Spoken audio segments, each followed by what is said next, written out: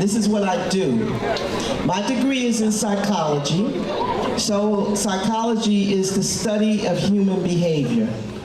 And I chose that field because of what went on in my own life. So I'm here to encourage you, we're here to inspire you, we're here to motivate you to be the best person that you can be in life, no matter what your situation is or where you may find yourself. And the reason why we want to motivate you to do that is because nobody has to live with you forever in your life except you. You may have close friends, you have parents, but one thing about the people that surround you, they're not going to always be here. Both my mother and father have passed. So people don't stay around forever. But the one person that you will wake up to every day, the one person that you will look in that mirror and see is yourself.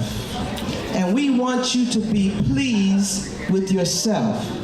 We want you to feel good about yourself. And the only way that happens is if you make good decisions in your life. So we're here to encourage you to do just that. We're speaking to the 11th, the juniors, the 11th grade here. We go all over the county now. We started in one classroom, and that was at Westwood 4 years ago. And now we're at 14 different schools, and we do auditorium style like this speaking. We go out and we recruit people right here from our community to come in and speak into the lives of our students. They don't charge anything. Nobody's paying me to do this. It's completely volunteer work. Now, what I am getting paid for is to be a school board member. And in order for me to be in this position, I had to have people vote me in. And if it wasn't for folks all over St. Lucie County, the entire county votes for school board members, I would not be here.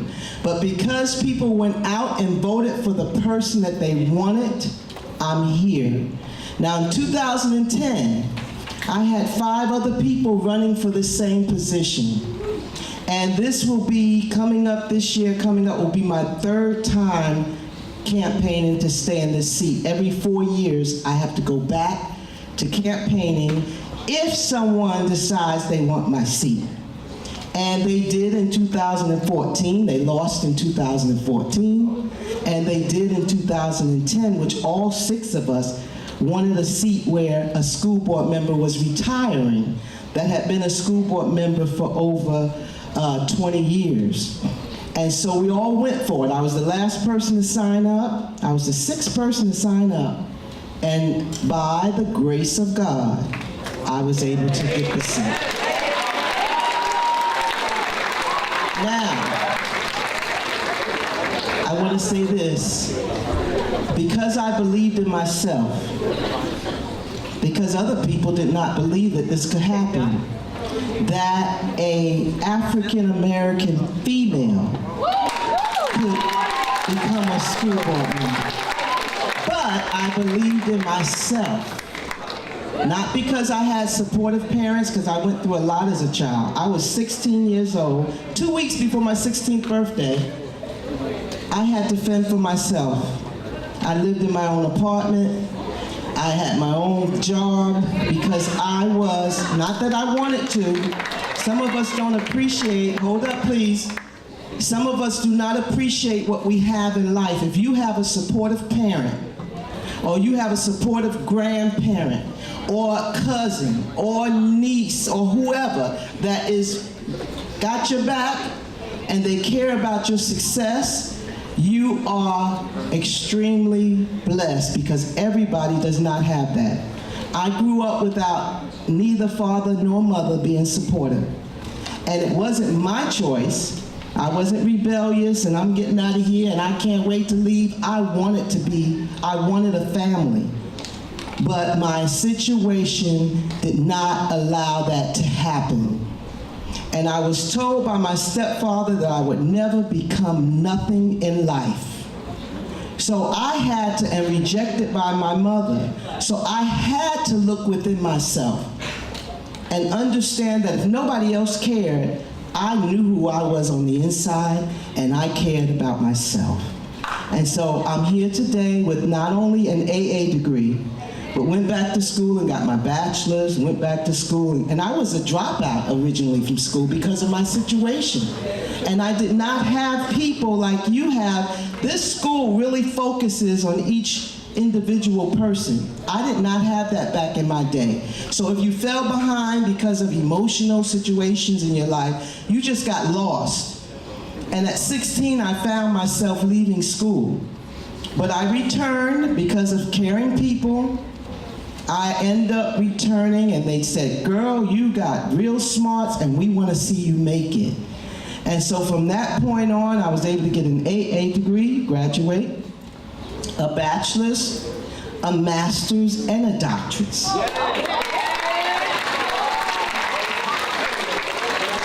Because we had caring people within our community that cared.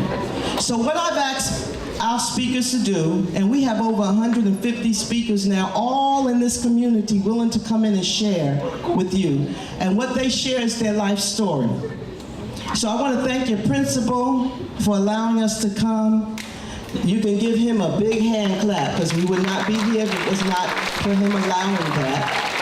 And Dr. Belgrade. And I also want to thank all of your teachers, your administrators, your support group here, from the janitors and secretaries all the way up to the top principal.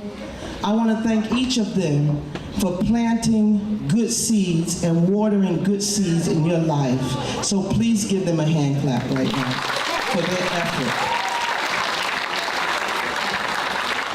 Teachers do not get paid a lot, and nor do school board members get paid a lot. But we do it because we love you, because we care, because we want to see the best. So without further ado, and you have been very, very attentive, and I appreciate that attentiveness.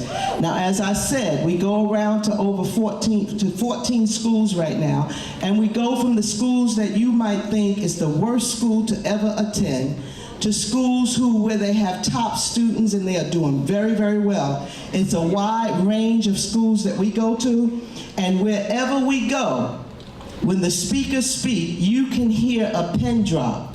Those kids, even though people say, oh, that's a bad school, they are attentive, they're listening, because each of us have a life. And each of us want people to help us be able to see and travel a little bit through their life story. So today, and we have some great speakers, but today you're getting a great one. He is the program specialist for an organization called Children's Service Council. My after-school program that Dr. Belgrade mentioned receives funding from his program. We receive thousands of dollars from his program to be able to help young people after school.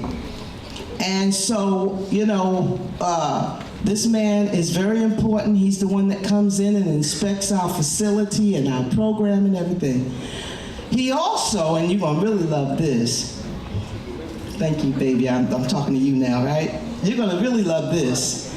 He is the father of the pro football player, Khalil Mack. Khalil, I'm not into football, but I know you are. Khalil, do you know Khalil? How many of you know Khalil Mack? Raise your hand if you know. You've heard that name. Okay, all right. Where did he graduate, from Westwood? Okay, now, he graduated from Westwood, see how far he went, right? My daughter graduated from Westwood also, and this past weekend, we just swore her in as the first black federal judge for St. Lucie County. So you can do it. What is your it? I want you to remember that Dr. Mills is asking you, what is your it? Whatever your it is, you can do it. Would you please put your hands together for Mr. Sandy Mack? I didn't know that thing was that loud, but good morning, everybody. I just want to first thank Port St. Lucie High School for allowing me to come out here. Thanks to Dr. Belgrade, and thanks to my personal friend, Dr. Donna Mills, for allowing me to come. Yes, I work at Children's Services Council, where we give out funding for programs and from babies all the way up to teens for after-school programs. But today I come to make, I'm an investor. Yeah, today I'm an investor. I'm an investor all the time because what I love to do is invest in the lives of teens like yourself. That's what I do. That's my passion, Dr. Donna Mills, as well. That's my passion. I love to invest in the lives of young people like you. Because before I had a job here, working at Children's Services Council as a program specialist, I don't dress like this, by the way. I like to wear like t-shirts and sneakers and, you know, but because I'm coming to make an investment, I dress like this today. Because why? I love each and every one of y'all, and you are very important in my life. I really do. Don't start crying. If you need something, wipe your eyes. I got something for you. But yeah, I would be remiss to say too, my sister works here. I don't know if y'all know that. Miss Minor, Mac Johnson, anybody know her? The tall lady. Yeah, that's my sister. That's my beloved right there. Don't nobody mess with her because y'all is a different side of her. I'm just joking. But anyway, that's my sister.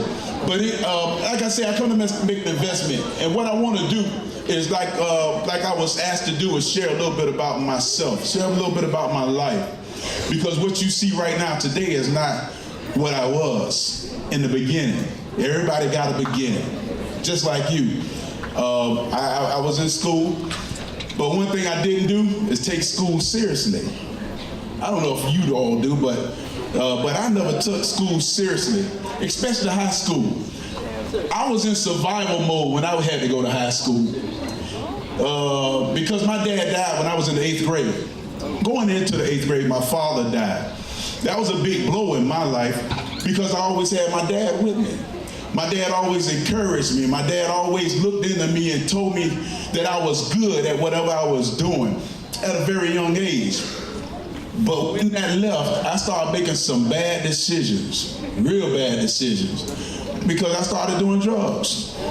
Yeah, I started smoking weed, like probably some of y'all are here right now.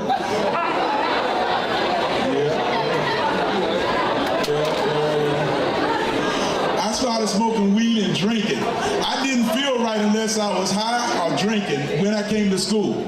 I didn't take it seriously. And you can continue to do. I'm not here to down you and what you're doing. But what I'm talking about is me. I made some, like I said, it was a bad choice for me. It was a bad choice for me because I was drinking and smoking. I didn't take school seriously. I wound up graduating by the skin of my teeth. And I wind up going to work at a job that I didn't even like at a young age. I had to work all the way through high school because I was in survival mode. Like I said, my dad died. I had to work to buy my own school clothes. I had to work to eat. A lot of people say, why you didn't play football in school? I had to make a choice. I could either play football and starve or go to work and eat and buy my school clothes. I was like I was in college when I was going to school. Somebody might be like that in here right now, but I was like I was in college because my dad died, my mom had to work. She didn't have much to give us. So in order to get and gain, I had to do it myself, and I was making bad decisions while I was doing it. I don't know if anybody knows, but I'm gonna tell you something. I got an identical twin brother. I think I look way better than him though. But I got an identical twin brother. Him and I, we had to go through some rough times. Matter of fact, you're looking at somebody that was homeless. Yeah, when I graduated, my mom said, it's time for you to go. You got to get out of here. You got to go and fend for yourself. I think that was the best thing my mom ever did for me at that age, because it taught me something. I was already taking care of myself, but to go to the next level to take care of myself was something different. Because when my mom told me to leave, I didn't have nowhere to go. I'm from Tampa, Florida, born and raised. When we moved here to Fort Pierce, it was after my dad died. So I didn't have much to go on, nobody I can lean on, nobody can say, hey, can I come stay with you? Grandpa, can I come stay with you? I didn't have that. So me and my brother had to make it the best way we could. So you're looking at somebody that was homeless for a little bit, and then at the same time, we found somewhere that we could stay. It was called a rooming house. They don't have that nowadays, but it was a rooming house that we finally stayed in. And one thing I determined in my mind is that I didn't want to go to jail. Because I had a decision. When you're kicked out, when you don't have nowhere to go, you don't have nobody you can lean on, nobody you can go to, you can make some real bad decisions for yourself. And one thing I did want to do while I was out on the streets is go to jail. So I hung out on the streets on Avenue D in Fort Pierce. Now I could have sold drugs. I could have did that. That's the easy thing to do if you're broke, you're hungry. I don't know if anybody been hungry before, but it's a hunger that you can get. Woo! It'll make you want to do something to get something to feed yourself, to satisfy yourself. I was out in the streets, like I said, hungry, but I seen this old guy. I seen this old man, and this old man was what some people would call raggedy. He didn't have much, but he was pushing a cart, and he was picking up aluminum cans. And in my mind, I was wondering, how in the world can an old guy his age wind up in such a position to where he has to go around picking up cans in order to get money to eat? And I watched that. I put that in the file in my mind. The next thing I did, I was determined to find me a job. Out there in the streets, you got a choice. You can either go do what everybody else is doing to get money in a negative way, or you could do what a lot of people are doing and get your job. My thing was to get me a job. I didn't want to wind up like that, so I was determined to get me a job. And one place I wound up getting a job at was the sheriff department. I was a correctional officer. Being a correction officer was a job where you had to have a mentality that was no nonsense. I sometimes feel for officers, especially officers that's out on the street like a sheriff, because you're dealing with attitudes and behaviors to where I didn't want to have to deal with that and then go to work with a gun, because I'm too scary. You're looking at somebody that was real scary. When a guy came into the jail and I was the one that meets you at the door. No nonsense. Hey, sir, I'll tell the guy when he came in. I don't care how old you are or how young you were. Listen, I got to pat you down for anything that you're not supposed to have in your pockets. If you move, I'm gonna move, and it won't be nice. If you come up, if your hand come off that wall, we gonna have a problem. So that's what we did. That's how my attitude was. If somebody did like that, and I had to check him in between his groin, and he'd say, "Hey," boom. So I'm scary. I seen officers get their butt tore up in that position. I seen grown men get beat down as officers because somebody made a sudden move and he wasn't ready. He wasn't ready. No, I stayed on ready. So my attitude was no nonsense, to where I really didn't care for authority. And if you was going to talk to me, you better talk to me with respect. You better talk to me with respect. Yeah, respect, put some respect on my name. Yeah, that right there. So I had a bad attitude. That bad attitude, guess what it did for me? It got me fired. Yeah, it got me fired from a good job. Because what I didn't learn in high school, my attitude was bad. My attitude was just like the same as it was when I became an adult. And when I got a good paying job, I was getting paid more than some teachers at that time, back in the 80s. Because I was working a lot. I figured if I stay on my job and work, the more money I get, the more things I can get, the nicer cars I can get. And then I didn't have to worry about feeding myself because I had a nice place to stay. as a young man that wasn't married, I had it going on. Yeah, I had it going on for myself. I thought I did. I had got the big, my head already big, but it got bigger when you know. But I lost that job because of bad attitude, bad decision I made.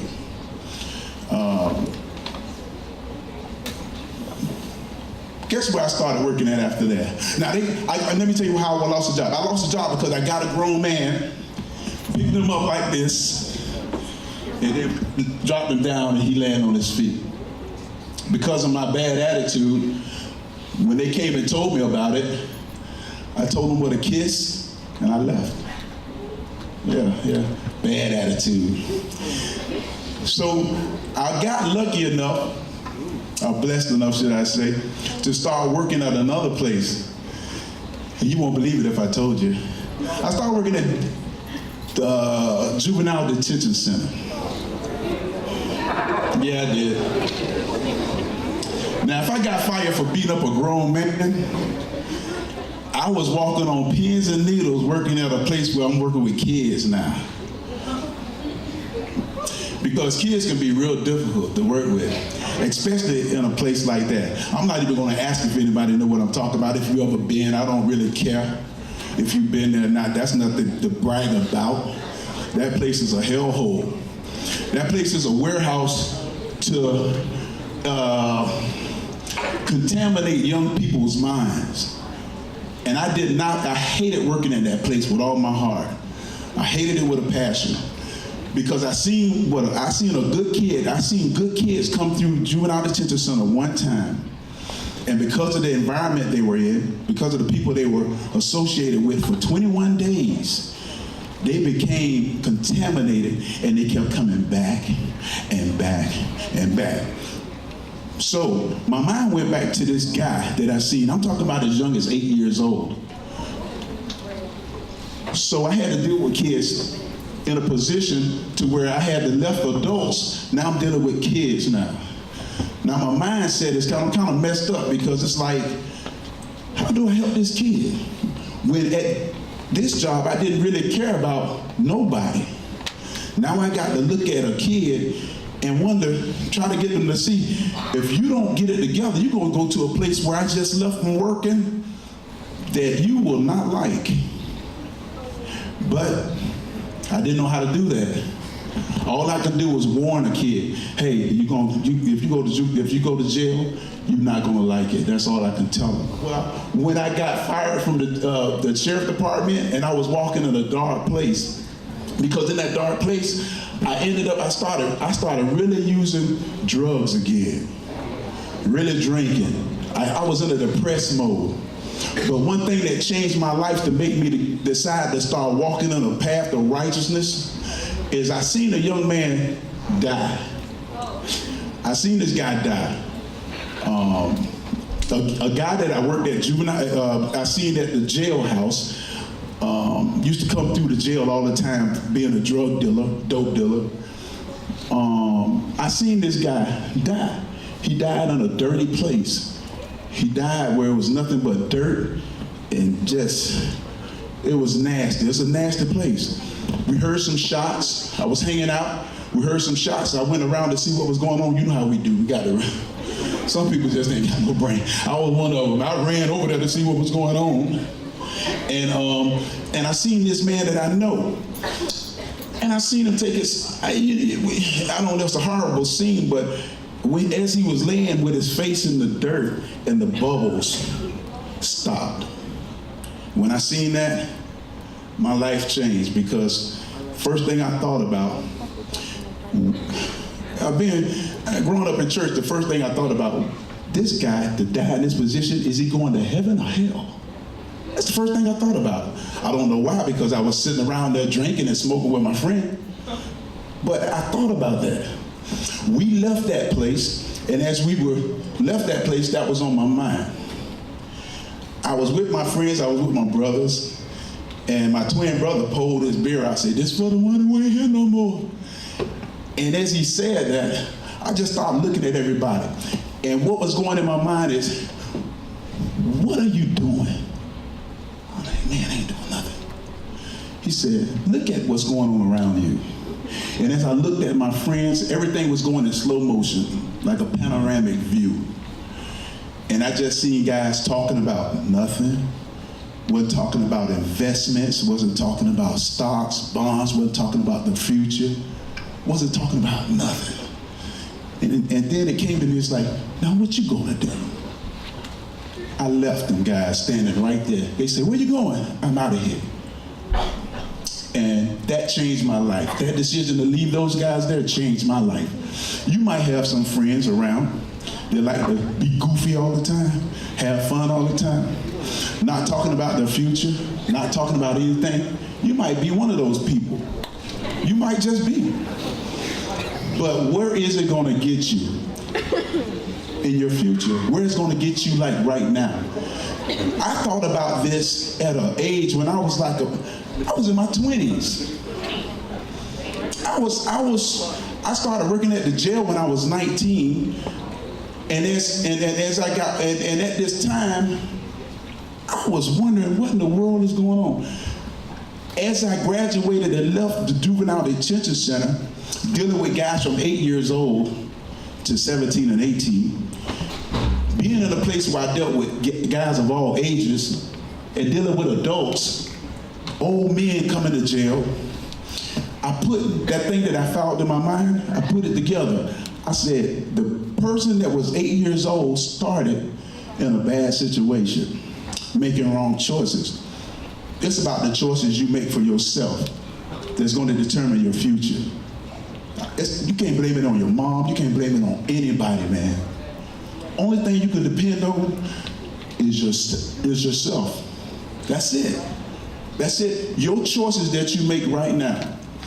And one question I want to ask is, do you know who you are? Do you? Do you really know who you are? I'm not talking about what you do. I'm not talking about you being a student. I'm talking about, do you know who you are? Do somebody look at you with a bad attitude and you ask them, what you looking at? You don't have an idea as to who you are if you ask that question. I didn't know who I was at a young age. I didn't know. It took me years to figure this out, what I'm telling you right now. And if you listen to it, it'll help you out. If you do it, whoever making that noise, I appreciate it if you stop. Because that's what I do. When I invest, you might not be good for you, but somebody want to hear this. I deal with kids with bad behaviors like I had. And what I do, I try to love it, try to invest love in their life. I spend time with them. Because I found out when those kids were 8 years old, some of those kids right now that I dealt with are in prison. You are more valuable than you might think. You are real important. You are real important young people. You got more power in you than you can imagine. You got the power to make a decision for yourself to do whatever your dreams inspire you to do. What's your dreams? What's your dreams? What are you focused on? What are you focused on? Are you focused on being around people that's stupid? Are you focused on being around people that want to make right decisions for their future? Don't make a mistake on thinking that somebody really has to give you anything. You have to make a decision. If you want something that's positive, you got to go out there and make the determination to go get it, to go do it. Don't let your gifts wind up going to the most valuable place that I found out in the whole world, and that's the graveyard. Don't let your gift, don't let that book that's in you, don't let that music that's in you, don't let your gift go to the graveyard. Work on your gift. Work on your gift. I love to sing. I love to sing, that's what I do. Singing is my life. But sing. See, I had a feeling somebody was going to say, sing. But what I want to inspire you to do, if you want to hear me sing, go get my CD. It's in Play Store. Go get it. Go get it. You want to hear me sing? Go get it. Go get it. I'm not going to tell you. Go get it. Listen. Listen, that's a joke, people. It's a shameless plug, but that's a joke. Listen, what I want to inspire you to do is don't let your gift go to the graveyard. What I decided to do is not to let mine go, because it's songs in me, more songs to come. But I did not want it to go to the grave. I wanted my gift to be shared with you. If you wind up, listen, and I'm going to say this, and I don't know how much time I have, but I found out something. I'm like a tree. Each and every one of you are like trees. Either you're going to be a tree that's going to be just for shade and just for keeping things to yourself, selfishly, or you can be like I like mangoes. I want to be a mango. I'm a big mango tree. The reason I use that term because I like mangoes. If you ever had a nice, juicy Hayden mango, you know what I'm talking about. You don't like mango? You know what I mean? You know what I'm talking about. Listen, I'm like this tree that's bearing a lot of mangoes. And those mangoes are not for me. I love mangoes. But those mangoes are not for me. They're for anybody who wants to partake in the mangoes that I have. I'm giving it to you. I'm giving it. You listening to me? That's your mango right there, buddy. I'm giving it to you. I'm sharing myself with you. If you want to be the apple tree that somebody wants. But young ladies, I want to say this since she said that. Don't have your apple tree apples just hanging down like this so any Tom, Dick, and Harry can just come by and just snatch it and then take a bite and then throw it back. Don't be that kind of apple tree. Have your apples so high up in your tree that somebody have to work to get it. That makes sense? Be that kind of apple tree. Don't be any kind of apple tree. Be an apple, have those apples up so high so a joker got to climb. If it takes them 2, 3, 4 years to get there. But be the kind of person that you would want to share with somebody that they can receive from you and say, listen, I understand what you mean. Because what I did, I invested in my sons. I got 3 boys. I invested in them. I told them who they are. A lot of y'all might not understand who you are. A lot of people might not have the person to tell them who they are. But I told my sons who they are. I told my sons, man, you can be a millionaire. And I'm telling you, you can be a millionaire before you get 25. And then start working on your billionaire status. You can do it. You can do it. One of my sons so far, my oldest son, he's a rapper. He loves to rap. He's sharing his gift. He has rap songs out now. He shared, same as mine, but that's Junior. He has rap songs out now. He's been working with a lot of people. He has the charisma and the personality to where he was on people's yachts. He was doing some things, man, that I would never thought. Well, I thought my sons could do it, but to see him doing it, it makes me feel proud. To see my son that's a multi-millionaire right now, to see him doing that, it was not a surprise to me. Because I told him that's what he could do. He listened to me. A lot of you all might not want to listen. A lot of you might not know that you got 2 ears for a reason and 1 mouth. To listen is twice as much as you talk. You understand? So that's what my sons, I told my sons to be respectful. Know who you are. You're you're more valuable than you think you are. And I told my sons, whatever you do, do it good, do it well, do it better than anybody else. Because if you decide to do something, whatever your gift is, somebody's out there working on it night and day. Be that person that's working on it night and day so that you can be the best at what you do. My son became the NFL Defensive Player of the Year. Was it a surprise to me? I know what's in him. I told him that all the time. Now my youngest son, he's at University at Buffalo following his brother's footsteps. A gifted musician. Right now my son, he made the music for my son's rap songs, his older brother rap songs that he had now. I told him, man, you're gonna be one of the top sought after musicians music composers there ever was. And right now, that's what he does. That's what he's doing. You can do it. Ask yourself one question. Who are you? Who am I? Who am I? Find out who you are. Find out the things that you like to do. And do it with all your heart and strength. And you will be the next millionaire that we'll be talking about coming out of Port St. Lucie High School. All right? Thank you, Dr. Belgrade. Thank you, Port St. Lucie. Appreciate you.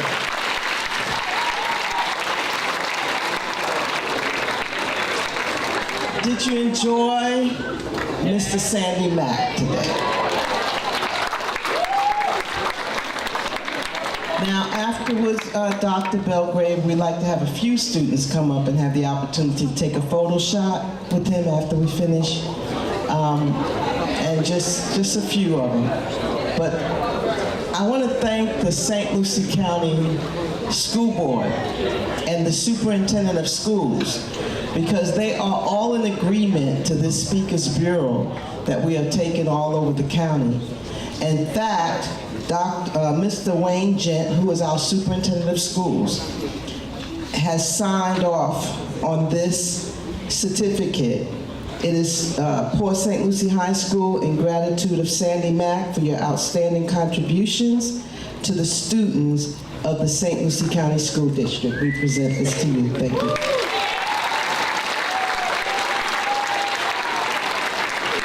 Dr. Belgrave, we turn it over to you. Thank you. We'd also like to extend our appreciation to both Dr. Mills and Mr. Mack. So to Mr. Mack, our speaker, thank you for your words of wisdom and being an inspiration to the class of 2019 at Port St. Lucie High School. Thank you.